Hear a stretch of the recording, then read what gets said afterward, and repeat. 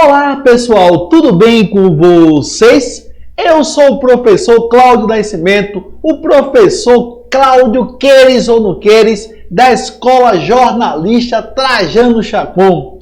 E hoje eu vos convido a estudar, a analisar, a compreender um tema bastante relevante, que é a política imigratória brasileira e sua legislação. Então, vocês do 8º ano vão agora estudar essa parte da história do Brasil, onde nós tivemos a substituição de quê? Ou a tentativa de substituição da mão de obra escrava pelo sistema colonato, pelo sistema migratório, onde na realidade vieram vários imigrantes para o Brasil de vários países, ocupar essa terra tão maravilhosa. Então, vocês do 8º ano, sejam bem-vindos à nossa aula de História.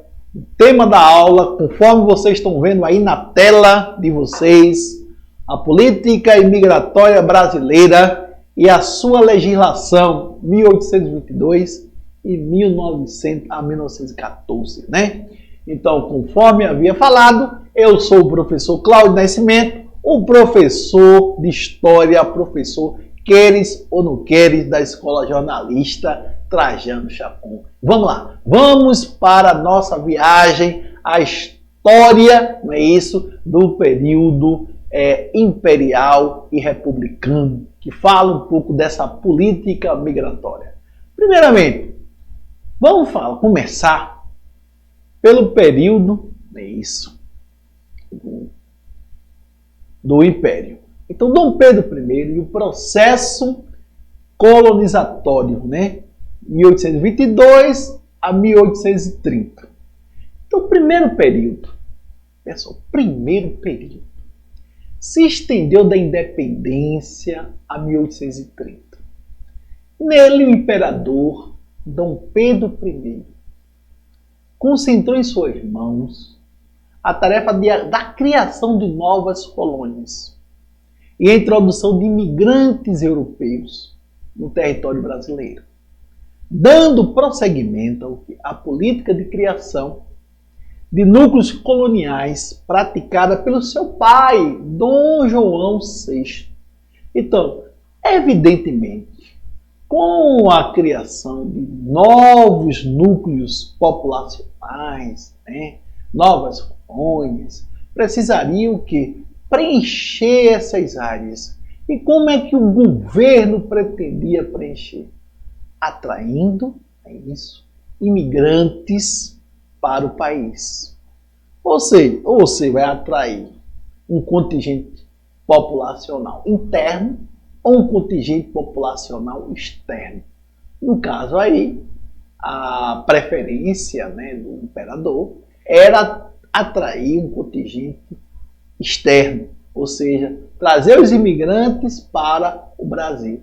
Evidentemente, as pessoas só viriam caso tivesse algum atrativo. Ou seja, existe uma coisa que nós custo e benefício. Ou seja, nós vamos atrás. Qual é o custo e qual o benefício? Então aí vocês têm. Então, pela Constituição de 1824, o imperador reservou para si a questão da colonização. Então vamos colonizar, não é isso? Agora só que a colonização é diferente. Agora seria uma colonização, não é isso, de estrangeiros, e pessoalmente, interessando-se pessoalmente, pelo povoamento e pela exploração de novas regiões do Brasil por brancos não portugueses. Observe, brancos não portugueses. Então foi responsável pela implantação de um projeto. Então Dom Pedro foi responsável pela implantação de um projeto colonizador destinado à ocupação, à defesa de parte do território nacional, em oposição aos interesses imediatistas dos grandes proprietários, preocupado em garantir o quê? Para si os recursos do Estado, né? Então os recursos estão escassos. Então essa escassez, né? Essa falta de recursos do Estado. Então os proprietários queriam garantir. Havia um conflito entre os proprietários e entre a coroa. O proprietário não tem interesse nessa colonização. O proprietário tem interesse que investisse, que esses recursos fossem investidos entre eles. E a coroa tinha interesse em colonizar com brancos não portugueses. Então, neste período, foram estabelecidas, sob a tutela do imperador, 7 colônias oficiais, e uma particular. Entre elas, destaca-se a colônia imperial de São Leopoldo, marco inicial do processo colonizatório com imigrantes não lusos no Rio Grande do Sul. Quando eu falo não luso, estou me referindo a não portugueses, né? Que a ideia do imperador era não portugueses, né? Então vejamos, a política imigratória adotada por Dom Pedro, né? Voltada para a implantação de núcleos coloniais, provocou uma forte reação das classes latifundiárias. Exatamente, conforme eu havia falado, então os proprietários estavam insatisfeitos com essa política de Dom Pedro, devido eles acreditavam que os escassos recursos do governo deveriam ser investidos nas propriedades, contrária ao financiamento da colonização. Como era de se esperar, a reação dos grandes proprietários também se fez no parlamento. Em 15 de dezembro de 1830, a lei de orçamento, suspendendo os créditos para a colonização estrangeira, foi uma manobra do parlamento para acabar com a colonização. Na medida em que tornou o quê? Impossível qualquer nova tentativa e colocou em perigo as colônias já existentes. Então, em 15 de dezembro de 1830, então, é sancionada a lei do orçamento, que vai proibir o governo, né, de financiar essas colônias, né, e colocando até em risco as colônias já existentes. Sendo assim, nós sigamos em frente, né? Então, a regência e o abandono da colonização. Então, o segundo período iniciou-se em 1830, período regencial, né? Quando foram suspensos todos os recursos à imigração. Então, o governo não financia mais imigração no Brasil. Durante a regência de 1831 a 1840, a política imigratória subvencionada pelos cofres públicos, baseada na implantação de núcleos coloniais, foi abandonada. Assim como as colônias fundadas durante o primeiro reinado. Ou seja, lembrando que foram 7 colônias, está lá a colônia de São Leopoldo, lá no Rio Grande do Sul, né? Então esse período representou a vitória dos latifundiários, que se opunham ao quê?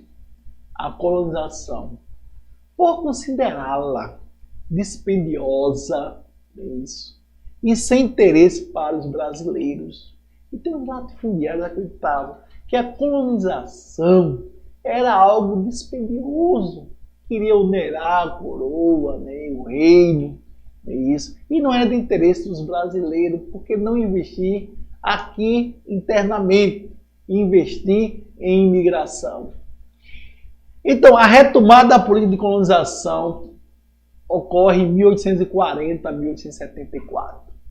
Em 1848, tem início uma nova fase, que se estendeu até 1874. A partir dessa data, o governo imperial retomou sua política de colonização. Em 1841, com a adoção de quê? do parlamentarismo. A competência sobre a questão de terras e de colonização passou para o parlamento. O orçamento e a questão de terras e das colônias foram revistas pelo legislativo. Então, aí a partir de 1841, o parlamento fortalecido começa agora a rever os projetos imigratórios no Brasil. Então, em fase, caracterizou-se pela tentativa do governo imperial de quê? De montar uma estrutura administrativa para dirigir e controlar de forma mais efetiva os negócios referentes ao quê? À imigração e à colonização, e amplo debate sobre o tema ocorrido no parlamento brasileiro. Então, vai ter um amplo debate no parlamento, essa questão da política imigratória e de colonização. Como fazer a imigração e como colonizar. É isso. Então, José Murilo de Carvalho ressalta que, na verdade, não havia real oposição à política de tentar atrair braços livres para o país. É isso. Não havia oposição. Não havia oposição, né, de evitar isso. Então, eu quero destacar dois outros importantes fatores que vão estimular a participação de quê? Da iniciativa privada na introdução de imigrantes europeus. Por que introduzir, não é isso, os imigrantes na economia brasileira? Por que esta política imigratória? Então, vocês vão ter a Lei número 581, de 4 de setembro de 1850, proibindo o quê? O tráfico e a entrada de escravos no território brasileiro, fazendo com que a busca de mão de obra livre se tornasse uma necessidade para a lavoura cafeeira e para a agricultura nacional. Então, conforme vocês têm aí na Lei 581, aí vocês vão ter aí uma consequência da escassez de mão de obra, porque proibiu o tráfico. Proibindo o tráfico, quem iria trabalhar, não é isso? Quem iria trabalhar nos cafezais? Quem iria trabalhar nas lavouras cafeeiras? Então, aí vem a lei, outro fator, a lei de terra, promulgada neste mesmo mês e ano, né? Que, entre outras coisas, transformou o quê? Transformou a terra em mercadoria e criou a repartição geral das terras públicas. Aí, na realidade, a lei da terra, né, isso que vai, na realidade, fortalecer esse projeto de imigração e colonização. Então, o termo da distribuição gratuita da terra e sua transformação em mercado despertaram ainda mais o interesse da iniciativa privada que, diante de um empreendimento potencialmente lucrativo, passou a concorrer com o Estado na implantação de quê? De núcleos coloniais. Aí vocês vão ter agora o Estado e a iniciativa privada disputando, concorrendo, não é isso, pelo projeto, não é isso, de colonização. E assim, ao lado das colônias imperiais e provinciais, desenvolveram-se o quê? Colônias particulares. Aí vocês vão ter colônias imperiais, provinciais e colônias particulares, entre as quais nós vamos destacar o quê? As colônias de parceria e os núcleos coloniais. Observe, colônias imperiais, provinciais e colônias particulares.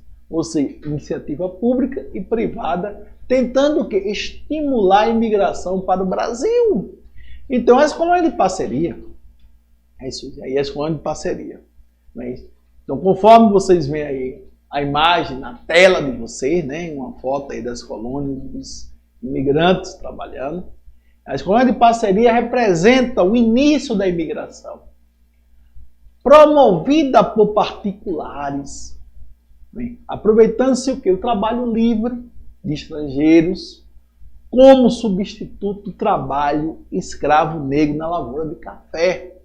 Ou seja, o negro sai e dá lugar agora a quem?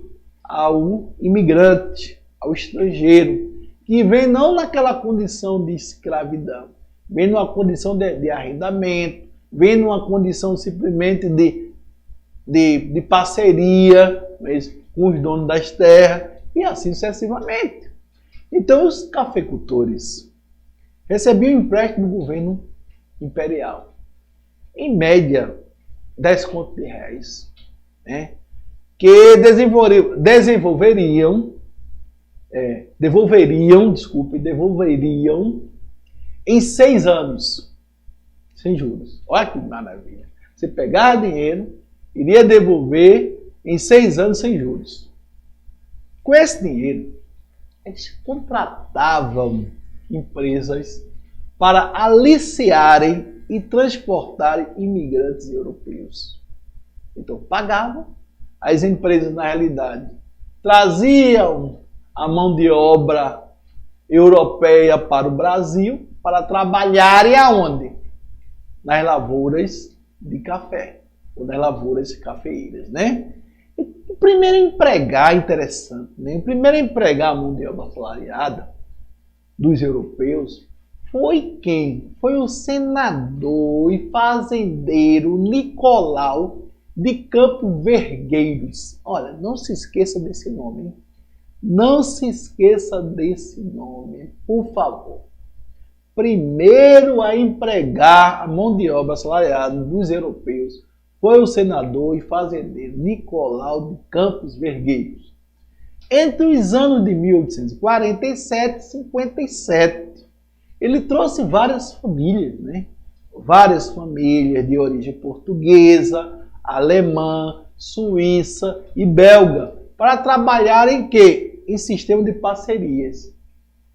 Sistema de parceria. Introduziu na sua fazenda paulista, né, de Imbicaba, 80 famílias vindas da Alemanha. Então, nesse tipo de acordo, o que acontecia? O proprietário de terras pagava todas as despesas. Olha, veja como era o negócio. O proprietário pagava todas as despesas com viagem e acomodação dos empregados. Ao chegar aqui, o colono estrangeiro trabalhava até saldar suas dívidas e participar dos lucros obtidos da plantação. Nada de graça, eu te trago, pago tua passagem, dou hospedagem, em troca você vai trabalhar e vai pagar, tá certo? Essa passagem e esta hospedagem. Aí depois a gente vai o quê? Participar, vamos dividir o nosso lucro. Então o sistema de parceria provocou, pessoal, descontentamento, muito descontentamento entre os imigrantes, principalmente pela falta de clareza dos contratos e das cláusulas. Cláusulas evidentemente desfavoráveis a eles. Claro, o cara não ia fazer um contrato que beneficiasse os imigrantes, e vai fazer um contrato que beneficiava eles. A revolta dos colonos de Ibicaba. Ibicaba foi a fazenda lá do Nicolau Vergueiro, né, do senador. Em 1857, assinalou o abandono desse sistema nas fazendas paulistas, né, fazendas paulistas de café, né? E tem pouco tempo, outros fazendeiros copiaram essa mesma estratégia de obtenção da mão de obra. Vale destacar que, acostumados com a exploração de escravos, né, muitos cafeicultores impuseram condições de trabalho desvantajosas aos colonos. Porque exploravam os escravos, exploravam os imigrantes? Não. Então, a partir da década de 1870, a entrada de trabalhadores europeus no Brasil passou a ser oficialmente organizada pelo governo. Não é mais particular, é agora pelo governo, né? O governo é que tem essa incumbência, essa obrigação de controlar. aproveitando as conturbações políticas no velho mundo, o império, propagandeava as oportunidades de trabalho existentes no Brasil. Estava lá, as questões, os problemas políticos ocorridos na Europa, revoltas. Então, o melhor lugar de você viver aonde? No Brasil. Vá trabalhar nas colônias de café, nas fazendas de café. Então, lá nós pagamos hospedagem, nós pagamos passagem, pagamos tudo. Depois você vai nos pagar e depois a gente vai dividir o lucro das plantações. Mas, paralelamente ao sistema de parceria,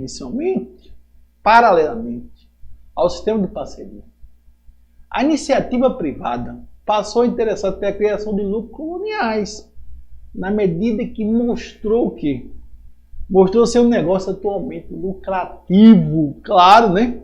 Então, de 1850 a 1889, veja só, foram criadas 250 colônias no Brasil. Assunto de prova de história. Quantas colônias foram criadas no Brasil de 1850 a 1889? 250 colônias.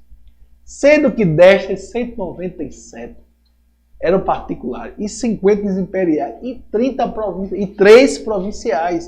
Então você tem 197 particulares, 50 imperiais e 3 provinciais.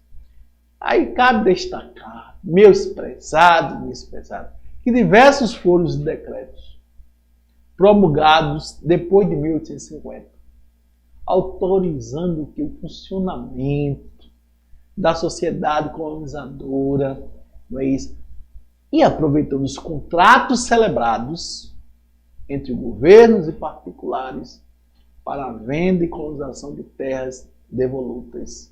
Aí simplesmente com a lei da terra, os negros não tinham direito à terra, os índios perderam o direito à terra, então só os particulares, os portugueses, então herdaram essa fatia de terras. Então, vamos atrair para essas terras devolutas o quê? Imigrantes. Então, cabe ressaltar que são inúmeros exemplos particulares da sociedade. É isso. Que se lançaram organizar núcleos coloniais no Rio Grande do Sul. É isso. Santa Catarina e Paraná. A região sul é a região com maior concentração aí de colônias, E além disso, os responsáveis por esse tipo de colonização, em geral, asseguravam para si algumas das atividades mais lucrativas, como, por exemplo, o aproveitamento da madeira e o comércio. Além, pessoal, de manterem em seu poder um número de lotes, eu falo lote de terra, que seriam vendidos depois da valorização da área, através do quê? Do trabalho do imigrante, do próprio lote e na infraestrutura. Então, observe. Então, vocês vão ter aí a formação de núcleos no Rio Grande do Sul, Santa Catarina, Paraná. Então, o negócio estava dando lucro, O negócio era muito vantajoso. Não para os colonos, para os imigrantes, mas para os particulares, Então, porém, cabe salientar que a criação, cabe salientar que a criação de núcleos coloniais em São Paulo foi idealizada com objetivos diversos do sul do país. Então, segundo Petróleo mesmo, os núcleos paulistas, situados à margem do Império do Café, Então, nós precisamos de mão de obra nas fazendas de café. Deveriam funcionar. Aí ele coloca como isca para a corrente imigratória. Então, acenava-se aos imigrantes com a possibilidade de se tornarem pequenos proprietários depois de um estágio na fazenda de café, onde poderiam fazer poupança e onde teria oportunidade de se familiarizar com as técnicas agrícolas de um país tropical. E, na verdade, muitos imigrantes se decepcionaram, não conseguiram isso, não conseguiram poupar, ao contrário, já vinham para o Brasil, já endividado, porque ia ter que pagar passagem e hospedagem. Depois que liquidasse isso, é que iria ter uma participação nos lucros. Muitas vezes as terras improdutivas, então ocasionou uma série de problemas, né? Então, apesar das diversas tentativas de atrair imigrantes, o índice imigratório permanecia baixo.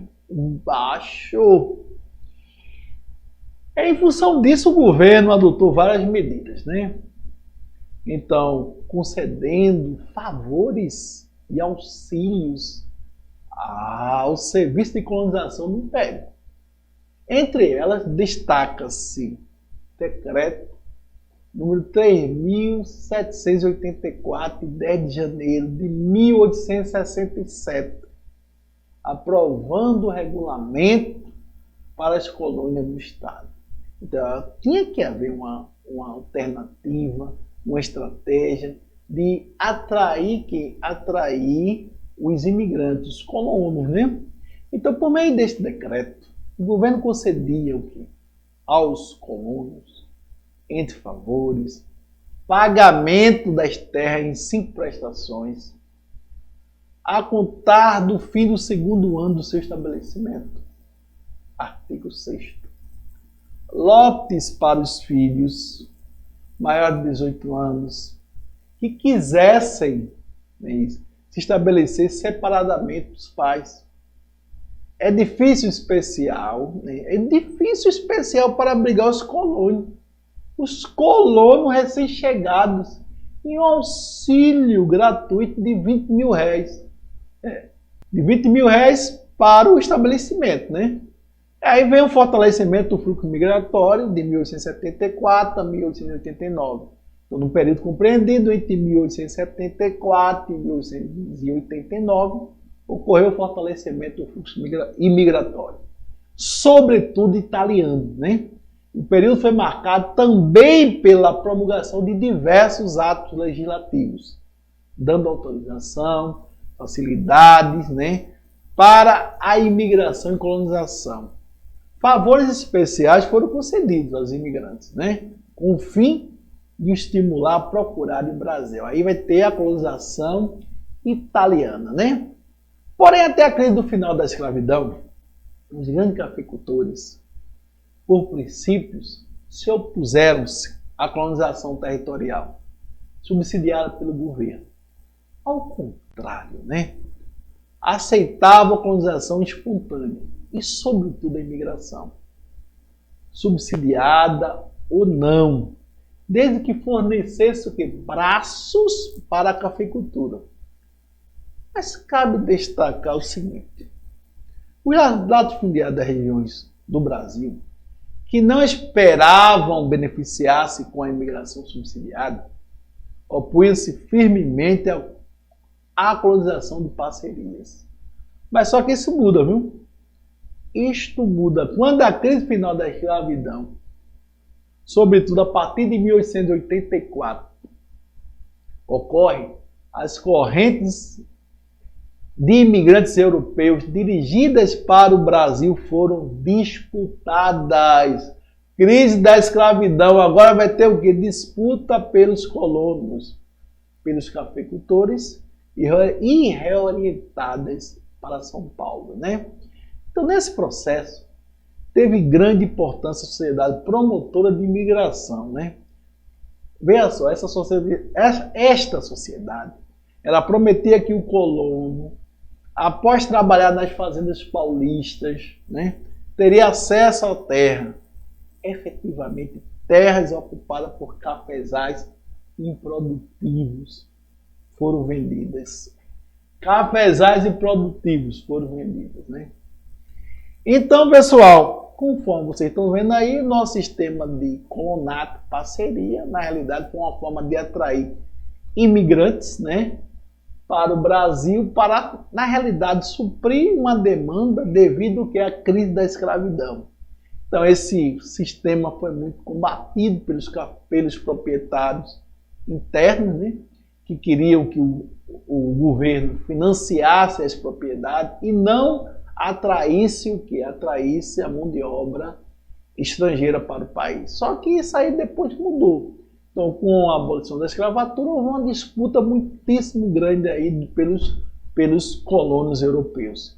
Então, aqui eu me despeço de vocês, agradecendo a esta oportunidade de estar aqui com vocês. Muita gratidão de estar aqui com vocês. Obrigado pela participação, de estar assistindo aí as nossas aulas do EducaPE.